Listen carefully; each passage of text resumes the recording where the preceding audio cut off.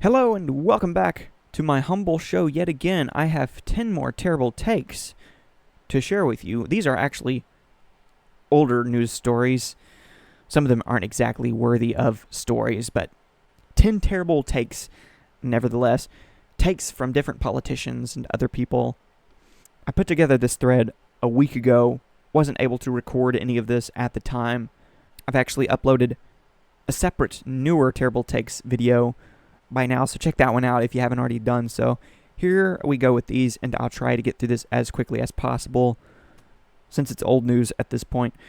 Terrible 10, a thread of 10 terrible takes, starting with this one. Number 1, the New York Post ultimately updated their headline to women's rights defender after labeling Riley Gaines an anti-trans athlete activist in an article announcing the birth of their daughter. Congrats to her and her husband. Do better, New York Post, I said. So yeah, we're not talking about the New York Times here, surprisingly. We're talking about the New York Post. And here she had reposted the article before it was updated. She said, "Our daughter will learn to read this headline as women's rights activist Riley Gaines gives birth to daughter." She says, "You don't hate the media enough."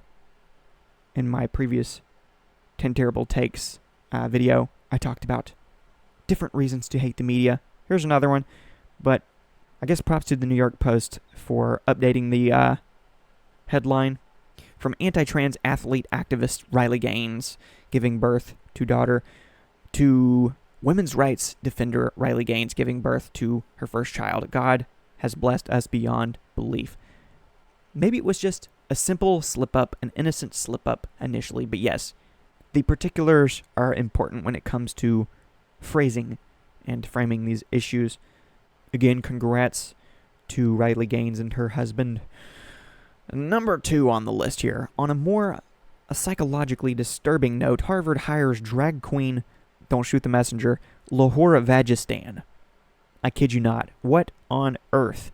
I ask, and I linked 4 articles on this, but I'll just share some screenshots from those different articles. Drag queen to teach Harvard course on RuPaul's Drag Race, according to The Telegraph. Professor known as LaWhore Vagistan will hold classes at university in move that may further inflame its relationship with Donald Trump. You think? If you're going for the Donald Trump impression here, you're a little bit off. The hair color's pretty close, but that's about it. Another headline from the New York Post here, getting back to NYP. When it comes to LaWhore Vagistan at Harvard, I'm not even outraged. It's hilarious. So, this article was written by Kristen Fleming. Yesterday we learned Harvard hired a new visiting professor to teach a class on RuPaul, and thus the world met the man most commonly known by his drag alter ego, LaWhore Vagistan. I hate having to say this name over and over. It's a name so vulgar yet uniquely awesome, we're certain to see it appropriated en masse for fantasy football teams next year. Another photo for you. Knock yourself out. Another headline for you. Fox News this time. Harvard hires drag queen LaWhore Vagistan as visiting professor in gender and sexuality studies. New courses include RuPolitics, drag race and desire, and queer ethnography for 2025-2026.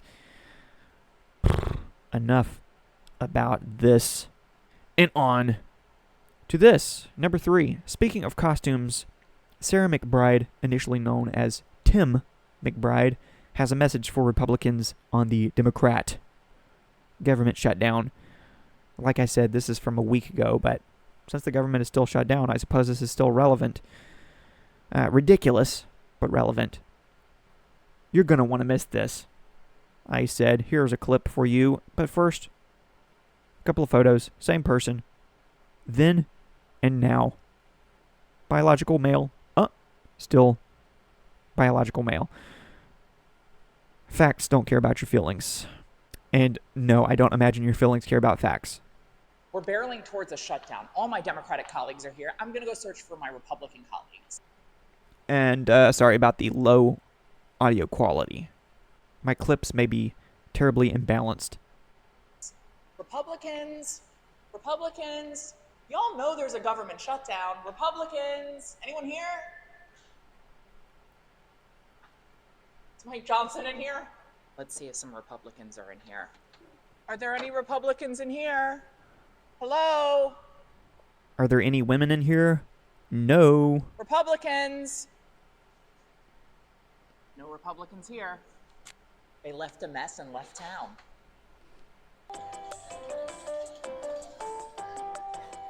No Republicans on the train. Republicans. Have you seen any Republicans? Are any Republicans here? Hello, Republicans. Does anyone know how to fix this thing? Someone likes acting. Hello? Hello? Hello? Hi, Democratic colleague. Hi, Democratic colleague. Max, I'm looking for Republicans. Have you seen any? I have been looking too. They're nowhere to be found. Have you guys seen any Republicans? No. I don't know where they are. Okay, this is just getting old at this point. Are any of you Republicans? No, just tourists. So performative. We're 12 hours away from a government shutdown, and Republicans are nowhere to be seen. They're not serious about keeping this government open. We're here ready to do the work. And Democrats, namely in the Senate, continue to vote to keep the government shut down as they pretend that it's a Republican shutdown. Make it make sense. Number 4, behold the memeing of the Democrats, or shall I say, Democats. They really need to lay off the catnip. So here's a meme of sorts by the Democrats on X. Republican and Democrat kiddies cannot agree on what should be funded. Democrat kiddies want you to have health care. Republican kiddies do not. Republican kiddies control the Senate, House, and the White House, so they're using that to cut your health care and give money to billionaires. Democrat kitty tries to negotiate, but Republican kitty keeps running away. He has a vacation to get to. Uh-oh, suddenly the money you pay for your health insurance has tripled. Thanks, Republicans. Republican and Democrat kiddies cannot agree on what should be funded. Who put this meme together? Kamala Harris? It's like listening to her explain the invasion of Russia into Ukraine. If you know what I mean. Call back. Enough of that. On to this.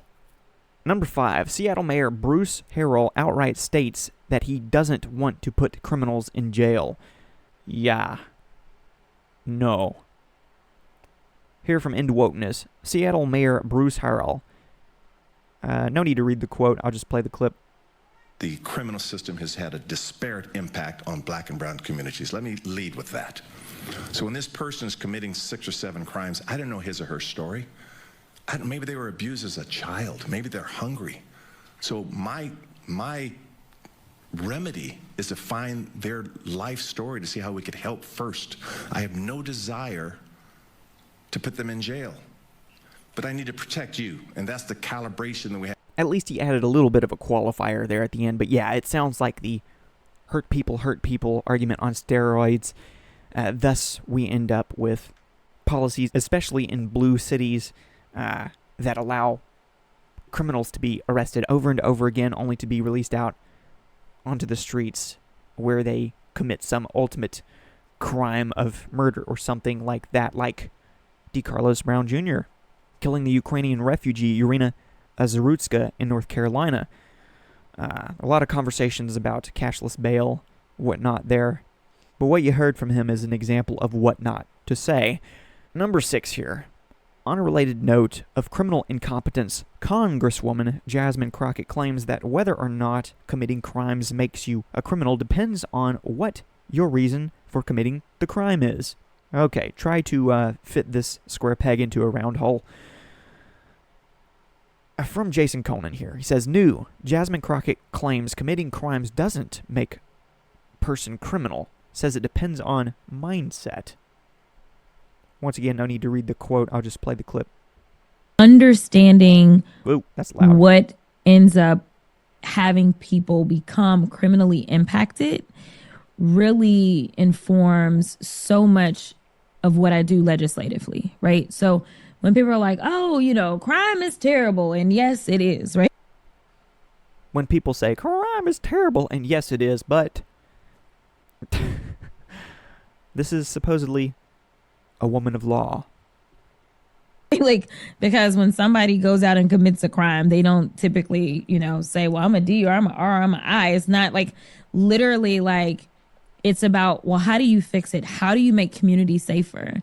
And I do think that I'm in a unique situation because I was having the conversations with people that were going out and committing crimes.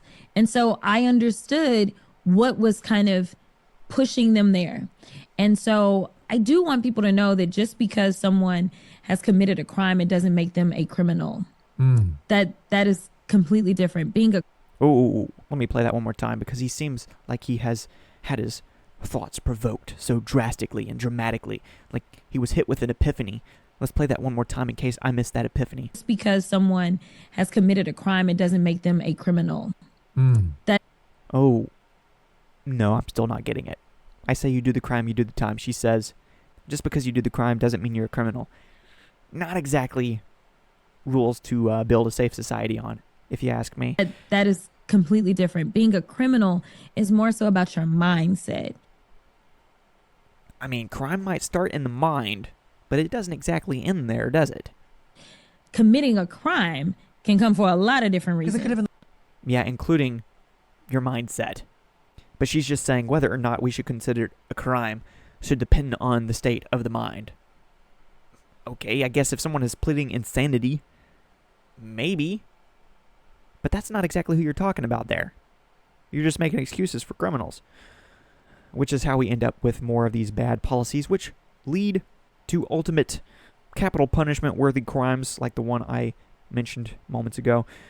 Number 7. Oh, look, Ibram X. Kendi is back providing more circular definitions, this time talking about, you guessed it, whiteness.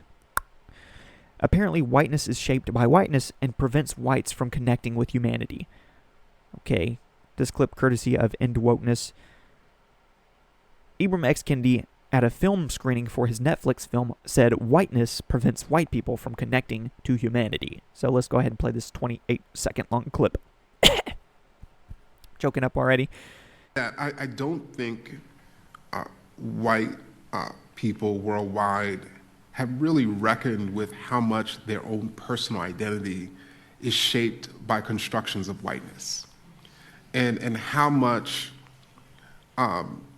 that construction of whiteness prevents white people from connecting to humanity.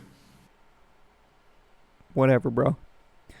Just don't ask him to define something like systemic racism. He'll say, systemic racism is a system which is racist. And of course, if you are this guy right here, seen previously having an epiphany as Jasmine Crockett spoke, yeah, he might think that there's something thought-provoking about whatever it is Ibram X. Kendi just said. If you ask me, nah. 8. On a completely unrelated note, the new Pope has blessed a block of ice in the name of the fight against climate change. I take back everything I said about him not being the Antichrist. LOL. Yeah, so here, Catholics for Catholics. An account on X posted saying, Pope Leo blesses ice at the Raising Hope for Climate Justice Conference. Pontiff, what are we doing here?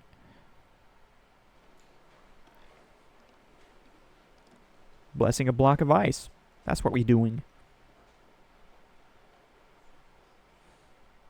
So the little caption down here reads, Pope Leo blesses ice at the Raising Hope for Climate Justice International Conference. Nothing much to see here. You get the point, you get the picture. Moving on from that, on to this. Number 9. I'll throw this Trump Truth Social post into the mix because it seems to me to be either an unforced error or an unnecessary troll to randomly emphasize Project 2025 after months, years of dismissing it as irrelevant. But what do I know? So yes, just recently Donald Trump had a meeting with Russ Vought, and he thought to announce it in the following way, saying, I have a meeting today with Russ Vought, he of Project 2025, fame to determine which of the many Democrat agencies, most of which are a political scam, he recommends to be cut, and whether or not those cuts will be temporary or permanent. I can't believe the radical left Democrats gave me this unprecedented opportunity, which sounds like a bit of a troll to me. They are not stupid people, so maybe this is their way of wanting to quietly and quickly make America great again. President DJT. So he's basically saying that they wanted to give him this opportunity to start cutting agencies so they can then accuse him for being authoritarian. Okay, I wouldn't put that past them, but even then, why give them some red meat to feast upon? Why then reference Project 2025 and give them the opportunity to say, I told you so? It's not a very effective troll, but yeah, I just said, I'm not sure how I feel about Trump's obvious mocking of Democrats with this mention of Project 2025. Of course, they walked willfully into a trap of their own design just so they could condemn Trump as the trapper and complain about what he does as they continue their own campaign of incompetence. However, it seems a bit counterproductive to suddenly highlight a game plan which he spent months claiming was irrelevant. Why jump on landmine and attempt to mock the Democrats for dancing through a field of landmines? There, I said it, but you can feel free to disagree with me on that. Back to the thread, and ending on this note, number 10. As I gavelled this thread to a close, I said, here's a failed gavel grab attempt by Democrat State Senator Tim Carpenter. How embarrassing. In the words of Willy Wonka, you get nothing, you lose. Good day, sir. So yeah, here's this clip posted by Dan O'Donnell from the Dan O'Donnell Show. He says, exclusive, Democrat State Senator Tim Carpenter has been removed from the Committee of Licensing, Regulatory Reform, State and Federal Affairs after attempting to rip the gavel out of Republican Chairman Chris Kapinga's hands and then screamed in Kapinga's face 2 weeks ago. So here's a clip of him grabbing for the gavel. What you have to. This bill is about illegals. This is about I'm getting tired of illegals. That's what I'm talking about. This is if you're too illegal. cowardly to You're let me talking speak about the and speak the truth about this situation, if you have a specific don't have a question public about hearing. their specific bill, you can ask it, but I'm not going to sit here and allow things outside of the bill. That's my job. And I'm going to do my BS. job. One more time. You have to. This bill is about illegals. A swing and a miss, so not exactly a national news story, but I thought it was amusing. Just in case you missed it, but that was number 10, and this is the end of the show. So I gotta go. Thanks for watching, thanks for listening. Keep in touch, keep in tune. New content is coming soon. Peace.